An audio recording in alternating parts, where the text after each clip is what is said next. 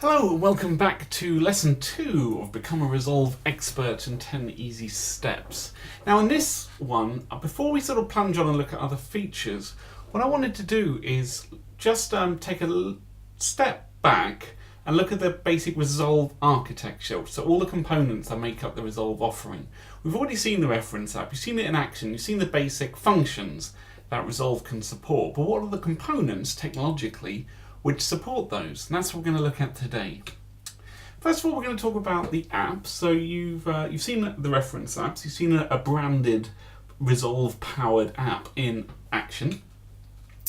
And the thing that within that app which drives it and which provides all that power is called the Rezolve SDK.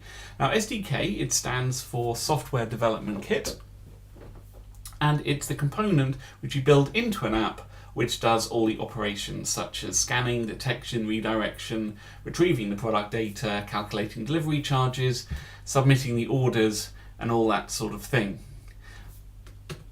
But it doesn't actually store any data, so there's no data being stored within the SDK.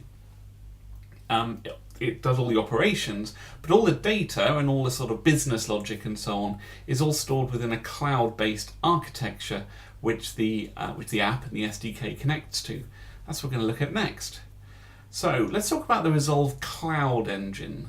And what that is a cloud-based set of technologies which the Rezolve SDK connects to.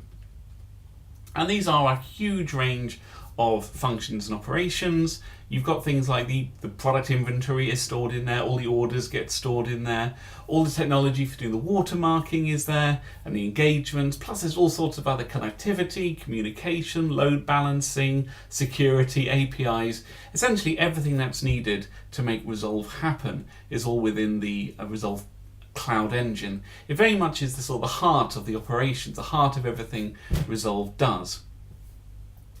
So when a consumer's using a Rezolve-enabled app, they're communicating with the Rezolve Cloud Engine and via the technology in the Rezolve SDK.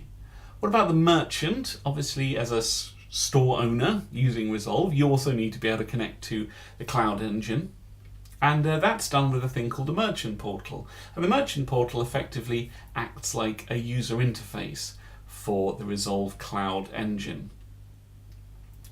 And it gives you access to all the key information and data that you need there. So you can add, edit, delete your products, which are stored within the RCE. You can create and edit all the engagements that you're using to allow people, consumers, to scan and be redirected to various landing pages. All the orders that get placed and all the acts that get submitted, they're all visible within the Merchant Portal, and you can view them, access them, and process them there. And that's the login screen, which you may have seen already. That's what you use to actually log into the Merchant Portal. So let's summarize that. We're going to talk about the 3 components which make up Rezolve's technology. The most important of that is this Rezolve Cloud Engine, the RCE, because that is the e-commerce powerhouse which drives all the operation and holds all the data. That is really very much the heart of everything Rezolve does. You then have the Merchant Portal. That enables merchants, store owners, to be able to connect and access and update the RCE with their own data, with products, and be able to view and process the orders. And then you have the SDK within the app, and that's essentially what enables consumers to engage with the RCE. In other words, to be able to view the products that are in the stores, and also to be able to engage by scanning engagement, and to be able to place orders as well and view those order details.